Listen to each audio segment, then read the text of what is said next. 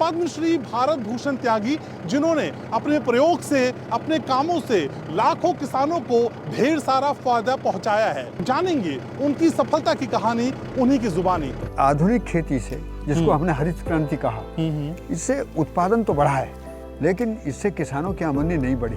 किसान जब उत्पादन बेचने जाता है तो बात होती है एमएसपी की, खरीदते वक्त एमआरपी सामने आ जाती है। किसानों को न्यूनतम क्यों और कंज्यूमर को अधिकतम क्यों? सही बात। और किसान भी तो कंज्यूमर है। मैं ये कहता हूँ खुल करके, खेती समझ से होगी, खेती लागत से नहीं होगी। जैसे अनुदान बहुत अच्छे लगते हैं, लेकिन जब उसका रुख लालच में बदलता है तो वो उतने पीड़ा के होते हैं। लेकिन जब बाजारवाद खड़ा हुआ, जो खेत का तरीका था वो पूरा टूट गया। रसायनों का प्रयोग बढ़ाया, इससे जमीन की उर्वरता खत्म हो गई और कीड़े बीमारियां आ गई। कि जो ग्लोबल वार्मिंग हो रही है, इन सब की चुनौतियों के कारण पीछे पीछे कहीं कृषि का भी एक बहुत बड़ा रोल है। खेतीबाड़ी आज के समय में किसानों के लिए एक अच्छी आमदनी का जरिया हो गई है।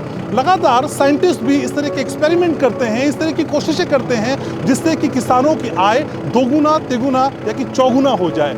लेकिन एक खास बात है जैविक कृषि में, और आज हम पहुंचे हैं बुलंदशहर के बिहटा गांव, जहां जैविक प्रयोगशाला है। नमस्कार, मैं हूं आपके साथ घनश्याम उपाध्याय और आप देख रहे हैं हमारा खास कार्यक्रम न्यूज लैब। और न्यूज लैब में आज हम पहुंचे हैं बुलंदशहर के बिहटा गांव, जिसका जिक्र मैंने आपसे किया क्योंकि यहाँ पे है एक जैविक प्रयोगशाला और इस प्रयोगशाला के साइंटिस्ट हैं भारत भूषण त्यागी। जी हाँ, पद्मश्री भारत भूषण त्यागी, जिन्होंने अपने प्रयोग से, अपने कामों से लाखों किसानों को ढेर सारा फायदा पहुंचाया है। जैविक खेती और प्राकृतिक खेती की परिभाषा पर छिड़े विवाद से आगे की बात करते हैं भारत भूषण त्यागी, और यही अंदाज और यही उनका काम उनको इतनी दूर तक लेकर जा रहा है कि वैश्विक मानचित्र पे भारत की अमिट छाप स्थापित हो गई है और उनको पद्मश्री से भी सम्मानित किया है। तो आज न्यूज लैब में हम करेंगे बात पद्मश्री भारत भूषण त्यागी से और जानेंगे उनकी सफलता की कहानी उन्हीं की जुबानी। शुरुआत करते हैं न्यूज लैब की।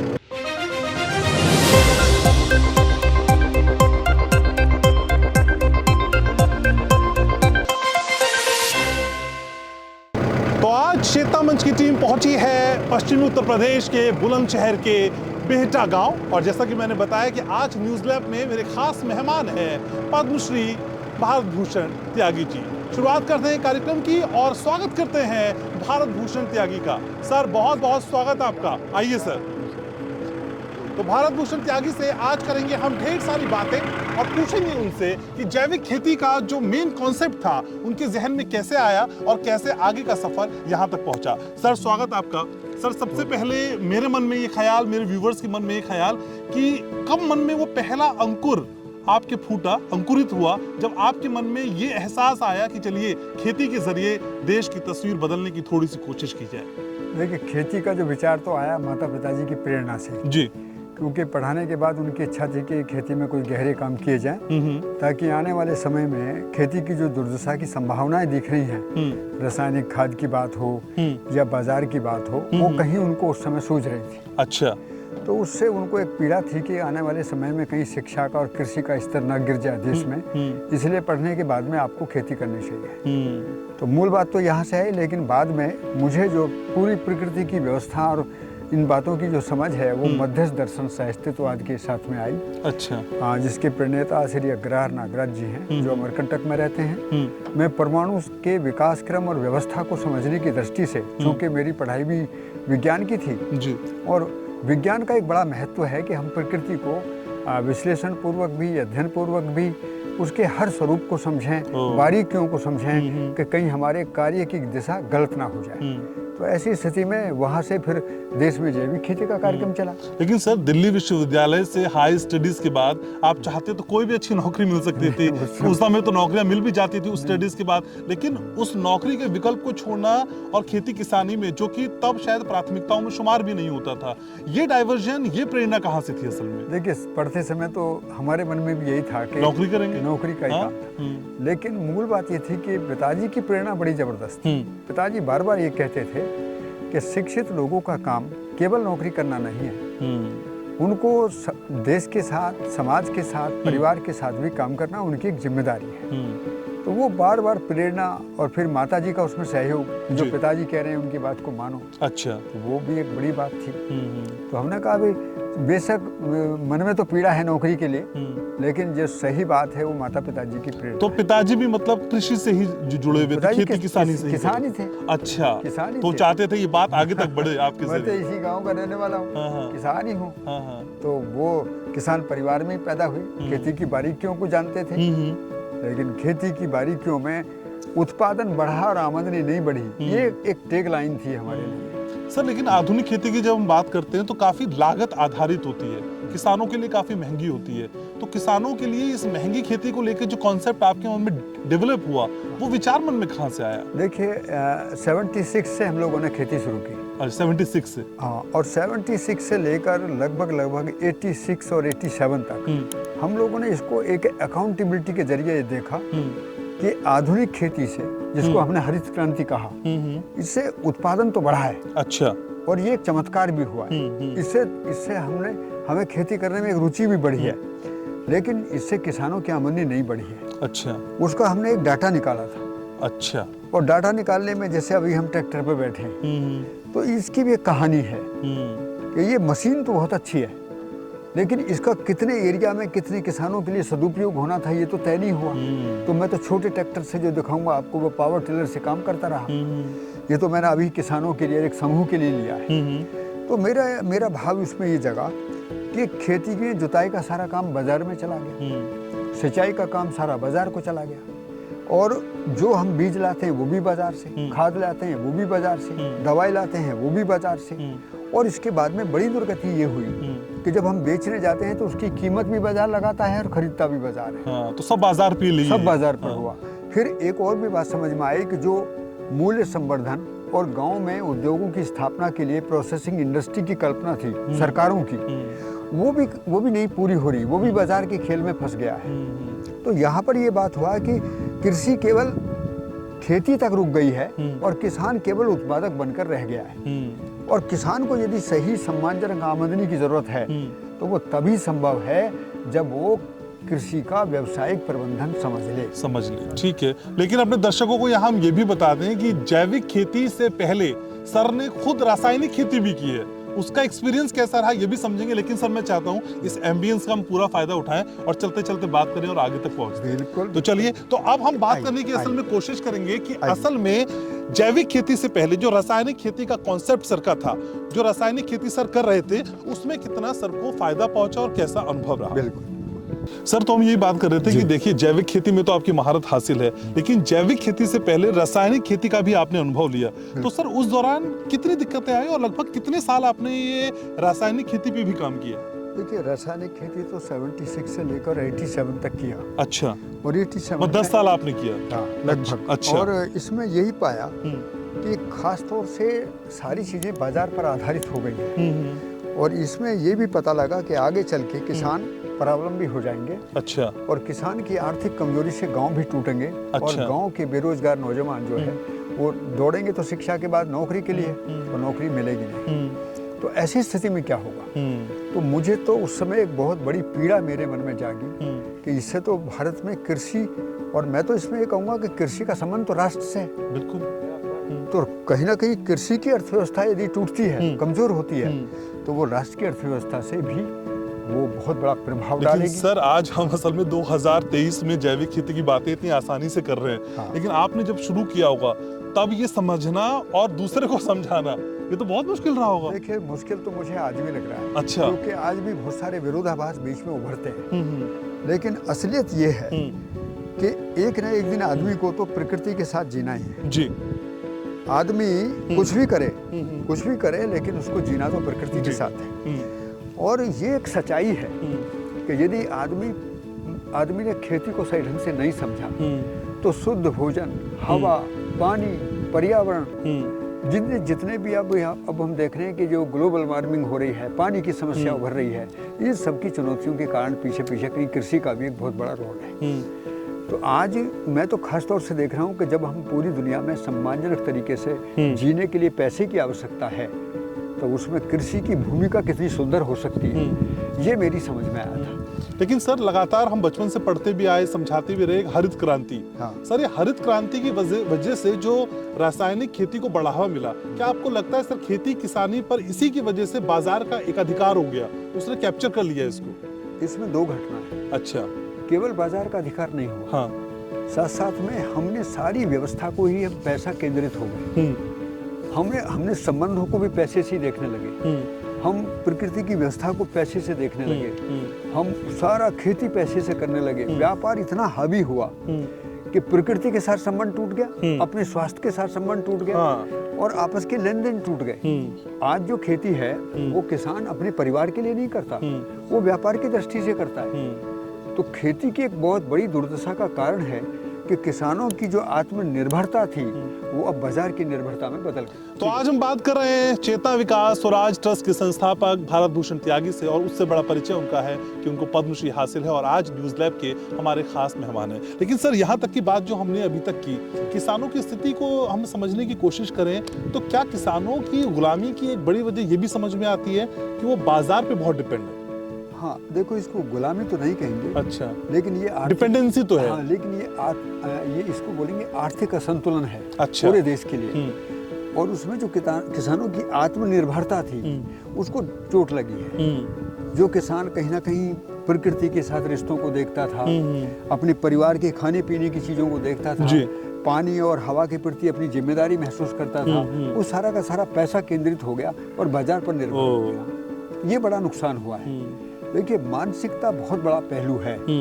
हम जब भी कमजोर होंगे तो मानसिकता से कमजोर होंगे। जैसे अनुदान बहुत अच्छे लगते हैं, लेकिन जब उसका रुख लालच में बदलता है तो वो उतने पीड़ा के होते हैं। तो सर आज की मौजूदा स्थिति में इस जैविक खेती को, इस प्राकृतिक खेती को आप कितनी बड़ी जरूरत समझते हैं? क्या वो जरूरत हम समझ पा रहे हैं सही मायनों में? आप तो कोशिश कर रहे हैं, लेकिन जिस लेवल पे उसे समझना चाहिए वो समझ विकसित होती दिखाई देती है सर? देखिए ये बहुत, जितनी गति इसकी होनी चाहिए वो कम है। बुक नहीं। ओके। बहुत कम है। और देश के सभी लोगों को इस पर विचार करने की जरूरत है। वैज्ञानिक दृष्टिकोण से मैं देखता हूं तो वैज्ञानिक अभी पूरी तरीके से सहमत नहीं है कि बिना रसायनों के क्या हम जनता का पेट भर पाएंगे। अच्छा। लेकिन मैं इसमें उनको विश्वास दिलाता हूं कि यदि हम जैविक खेती में प्रकृति की विविधता को सम्मान पूर्वक लागू कर दें, खेत एक फसल अनेक। अच्छा। तो इस सिद्धांत पर उत्पादन का घनत्व बढ़ता है, जमीन भी ताकतवर होती है और उत्पादन मात्रा में बढ़ जाता है, गुणवत्ता में भी बढ़ता है। लेकिन वो मोनोक्रॉपिंग सिस्टम में एक ही फसल से अधिकतम उत्पादन लेने का जो चेष्टा है उसमें लागत भी बढ़ती है, रसायनों का प्रयोग भी बढ़ता है, बीमारियां भी आती हैं और किसानों के लिए जोखिम भी आता है। क्योंकि जब भी एक चीज बाजार में ज्यादा जाएगी उसका दाम या तो नीचे आएगा या फिर ऊंचा जाएगा। ओके। क्योंकि डिमांड और सप्लाई में ये सारी चीजें देखने को मिलती हैं। यदि किसान के खेत में ही 10 फसल हैं और वो 10 बार बाजार जाएगा तो एक फसल का उतार चढ़ाव भी उसके लिए कोई मायने नहीं रखता। तो ये बड़ा मुद्दा ये था कि इस समय कृषि के अनुसंधान स्तर पर जो विचारशील लोग हैं, कृषि के क्षेत्र में जो वैज्ञानिक हैं, कृषि के क्षेत्र में जो पॉलिसी मेकर्स हैं और कृषि के क्षेत्र में जो मैं कहूँगा कि यहाँ प्रकृति की व्यवस्था के प्रति जो शुभचिंतक लोग हैं उनको देश में मनन करने की जरूरत है। लेकिन सर हम जब जैविक खेती की बात करते हैं, किसी भी नए पैटर्न की बात करते हैं तो उसका हम एक ट्रैक रिकॉर्ड देखते हैं, पिछली बातें देखते हैं और खासकर हम वैश्विक मानचित्र पे समझने की कोशिश करते हैं। लेकिन सर श्रीलंका का एक ऐसा उदाहरण हमारे सामने है जहां जैविक खेती का बहुत नेगेटिव इम्पैक्ट पड़ा है जो किसानों को डराता है इसकी तरफ बढ़ने के लिए। देखिए उसका कारण क्या है कि अभी हम जैविक खेती को जिस तरीके से परोस रहे हैं, परोसने का मतलब समाज के सामने रख रहे हैं, तो कभी केवल हम उसको नक्षत्र से जोड़ देते हैं। अच्छा। कभी हम केवल उसको अग्निहोत्र से जोड़ देते हैं, कभी हम केवल उसको गाय से जोड़ देते हैं, कभी हम उसको अध्यात्म से जोड़ देते हैं। मुद्दा ये नहीं है, मुद्दा ये है कि प्रकृति की संपूर्ण व्यवस्था को समझने से ही खेती होगी। इसमें मिट्टी की भी भूमिका है, इसमें वनस्पतियों की भी भूमिका है, इसमें जीव जंतुओं की भी भूमिका है और इसमें मनुष्य की समझ की भी भूमिका है। यदि मनुष्य व्यवस्था को नहीं समझेगा तो वो अपनी मनमानी से कहीं व्यापार की दृष्टि से देखेगा। तो खेती किसी की पहचान के लिए मोहताज नहीं है, खेती प्रकृति की व्यवस्था के साथ जीने का तरीका है। तो जो आपने सवाल किया है वैश्विक परिदृश्य में अभी सारी चीजों को व्यापार की दृष्टि से देखा जा रहा है। अच्छा। यदि हम व्यवस्था की दृष्टि से देखें तो एक दाने से 1000 दाने पैदा होने, एक ही खेत में अनेक फसल पैदा होने, इससे ज्यादा गुणात्मक वृद्धि का कोई आकार धरती पर किसी अर्थव्यवस्था में नहीं है।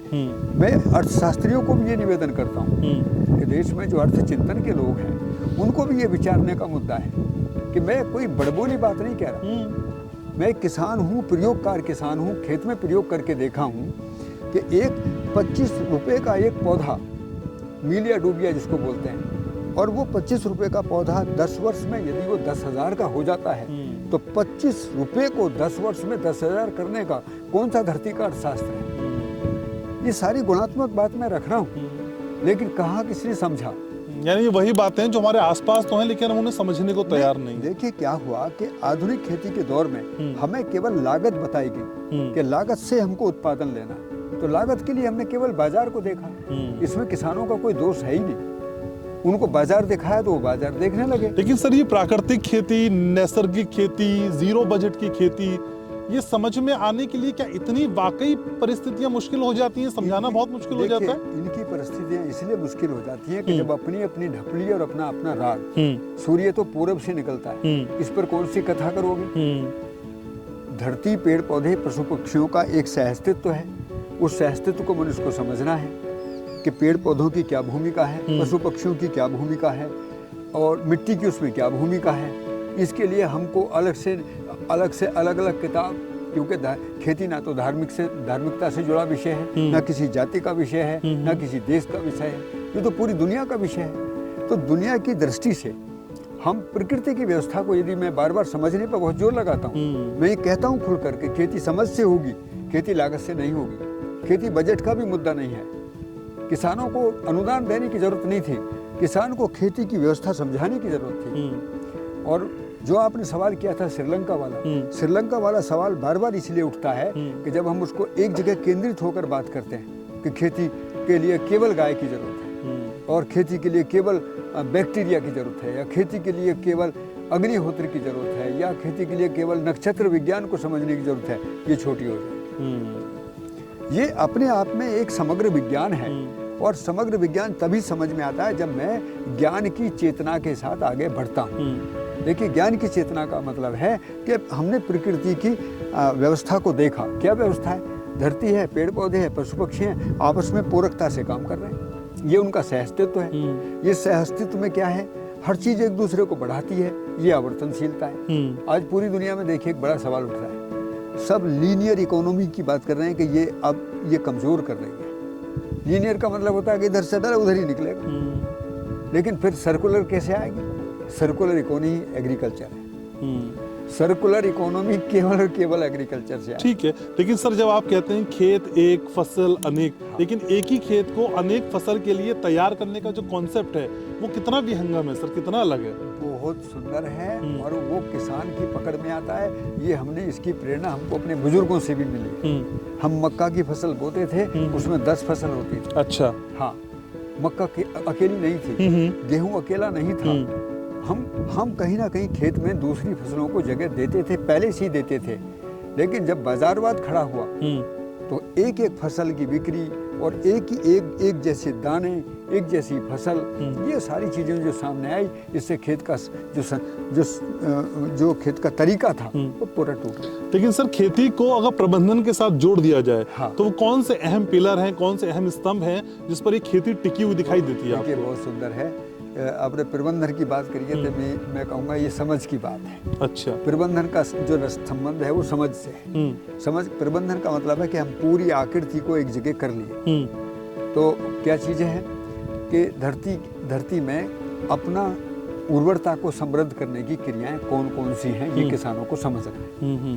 किन चीजों से, किन घटनाओं से और किन चीजों की तरीके की लागतों से धरती की उर्वरता बढ़ती है, ये किसानों को समझना है। दूसरी बात ये समझनी है कि उस स्थान के लिए कौन कौन से बीज उपयोगी हैं और बीजों का मिट्टी का क्या संबंध है, क्योंकि ऐसे अनेक बीज हैं जिनको रासायनिक खाद की जरूरत ही नहीं है। वो अपने में कम पानी लेते हैं, अच्छी पैदावार देते हैं। और तीसरा संबंध ये है कि उस क्षेत्र की जो नैसर्गिकता है उसमें किन किन चीज़ों को हम महत्व दें। यहाँ पर मान लिया कोई चीज़ का उत्पादन बहुत अच्छा होता है, यहाँ आम की बेल्ट है, कोई अच्छा उत्पादन होता है, अमरूद की बेल्ट है, या यहाँ पर मिलेट्स हो सकते हैं, या यहाँ पर जड़ी बूटियाँ हो सकती हैं। तो हमको समझना 4 सूत्र हैं इसके कि हमें मिट्टी के साथ पूरकता को समझना है, वहाँ विविधता को समझना है, वहाँ पर उत्पादन के घनत्व को समझना है। ये घनत्व के लिए जरूर मैं कहूँगा कि ये घनत्व समझ में आ जाए। घनत्व का मतलब है कि जमीन पर आलू की फसल, हल्दी की फसल हम लेते हैं तो वो मिट्टी के अंदर होती है, गेहूं लेते हैं तो वो 3-4 फुट ऊपर होता है, गन्ना लेते हैं तो 10-12 फुट ऊपर होता है, नींबू का पौधा, अमरूद का पौधा लगाते हैं तो वो 15-20-25 फुट तक जाता है, आम का पौधा लगाता हूँ तो 40-50 फुट तक जाता है, और मैं कोई टिम्बर प्लांट लगाऊं तो वो 50 फुट से ऊपर जाता है। तो मुझे ये पता लगा कि यदि मैं बहुत सारी चीज़ों को लगाता हूँ और मुझे उसका विज्ञान समझ में आ जाए तो मेरा उत्पादन तो सतही घनत्व बढ़ने से बढ़ जाएगा। और यही मैंने प्रयोग किया है।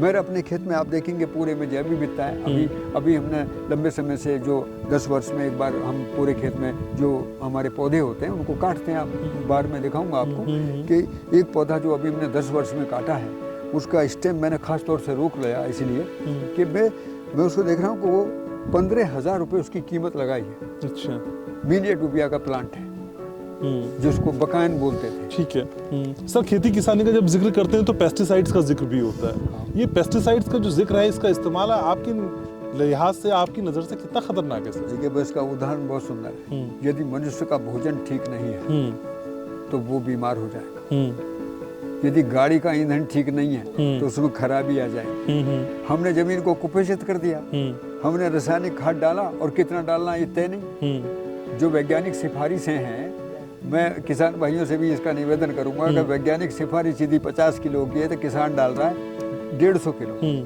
तो हमने जो अधिक उत्पादन के लिए रसायनों का प्रयोग बढ़ाया, इससे जमीन की उर्वरता खत्म हो गई और कीड़े बीमारियां आ गई। अब उल्टा काम क्या हो गया है, तो कुपोषण, और हम कर रहे हैं उसका इलाज के लिए फिर बाजार जाओ, बाजार से फिर दवाई लेकर आओ और फिर दवाई का प्रयोग करो।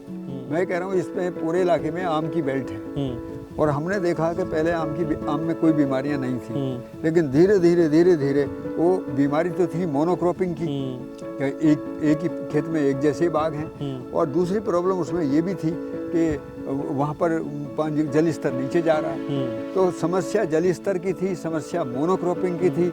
हमने उसका इलाज किया कि ये फंगस आ रही है, इसके लिए ये दवाई लगाओ, और यहाँ पर उस समय कोई जहरीली दवाई आई और उसके द्वारा दूसरी बीमारियाँ बागों में हुई।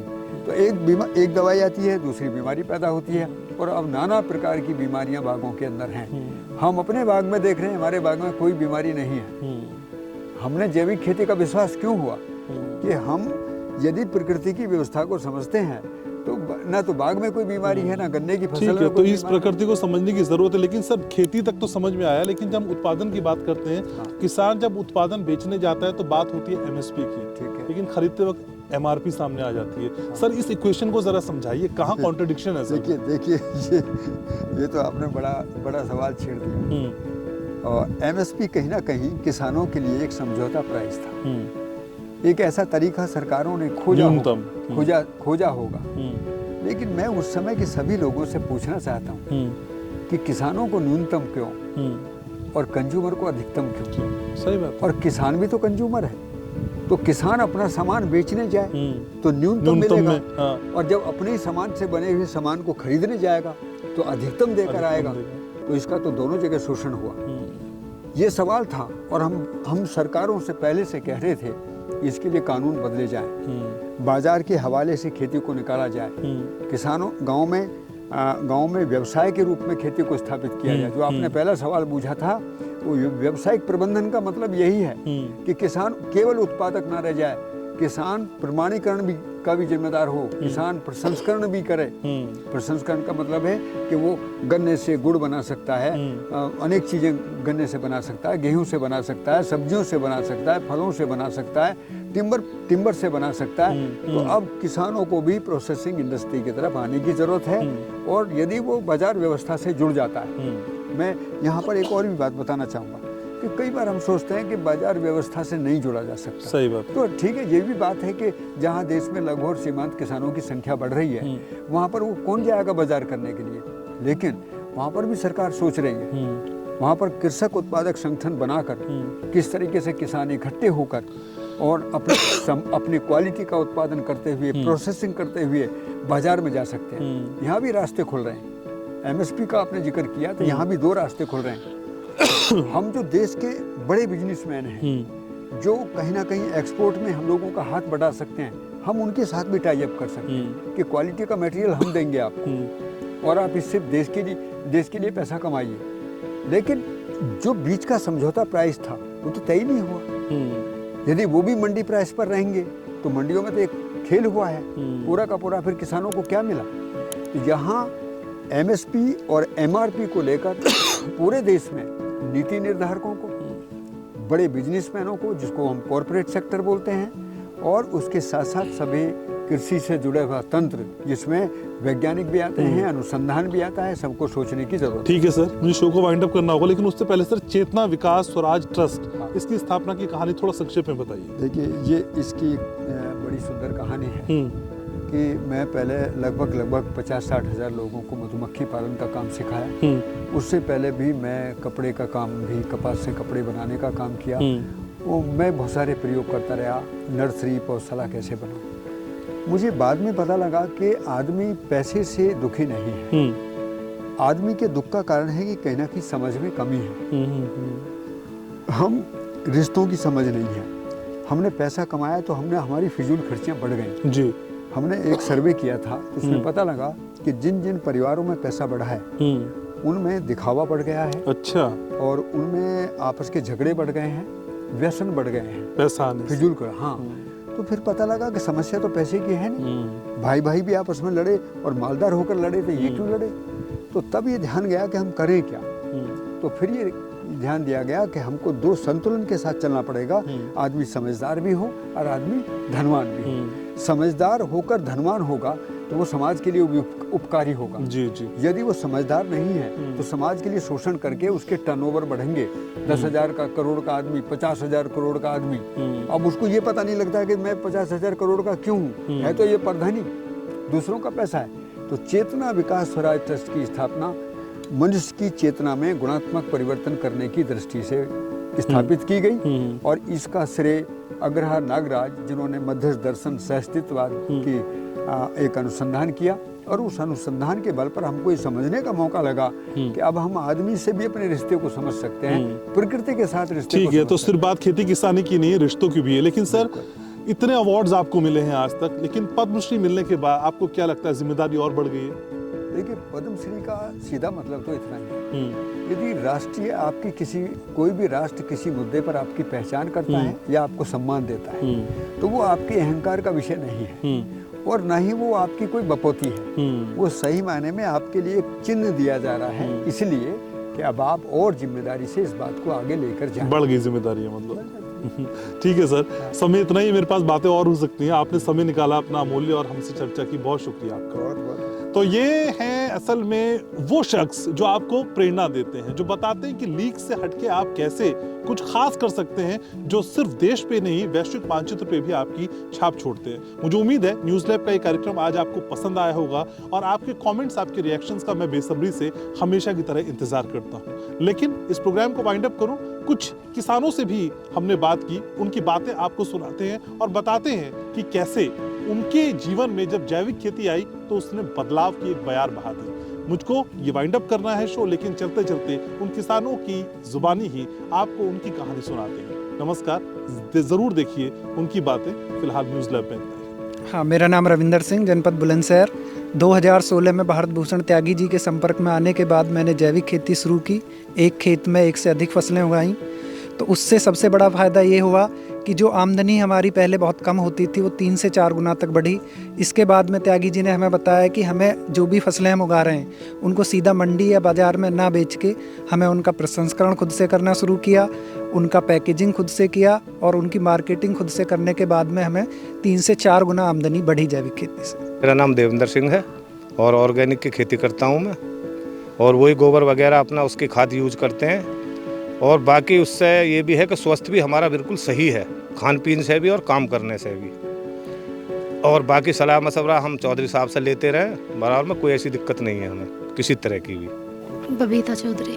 कितना फायदा हुआ? फ़ायदा बहुत हुआ। जब से अंकल जी के संपर्क में आए हैं ना, तब से बहुत फ़ायदा हुआ। और मैं और मेरा हस्बैंड यही करते हैं सामने, और जो कोई कमी रहती है तो अंकल से पूछ लेते हैं। मेरा नाम राजवीर सिंह है और त्यागी जी के संपर्क में जब से आए, पहले हम रासायनिक खेती करते थे, अब जो जैविक की तरफ उसको, ये आम का बाग है और गेहूं और सरसों की खेती है, उसको हम अब जैविक खेती में उसको कर रहे हैं उसको।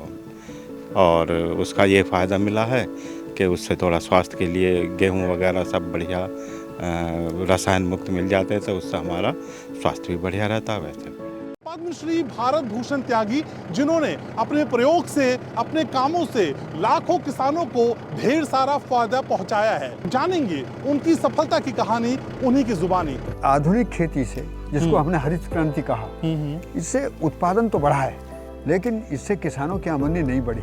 किसान जब उत्पादन बेचने जाता है तो बात होती है एमएसपी की, खरीदते वक्त एमआरपी सामने आ जाती है। किसानों को न्यूनतम क्यों और कंज्यूमर को अधिकतम क्यों? सही बात। और किसान भी तो कंज्यूमर है। मैं ये कहता हूँ खुल करके, खेती समझ से होगी, खेती लागत से नहीं होगी। जैसे अनुदान बहुत अच्छे लगते हैं, लेकिन जब उसका रुख लालच में बदलता है तो वो उतने पीड़ा के होते हैं। लेकिन जब बाजारवाद खड़ा हुआ, जो खेत का तरीका था वो पूरा टूट गया। रसायनों का प्रयोग बढ़ाया, इससे जमीन की उर्वरता खत्म हो गई और कीड़े बीमारियां आ गई। कि जो ग्लोबल वार्मिंग हो रही है, इस सब की चुनौतियों के कारण पीछे पीछे कहीं कृषि का भी एक बहुत बड़ा रोल है।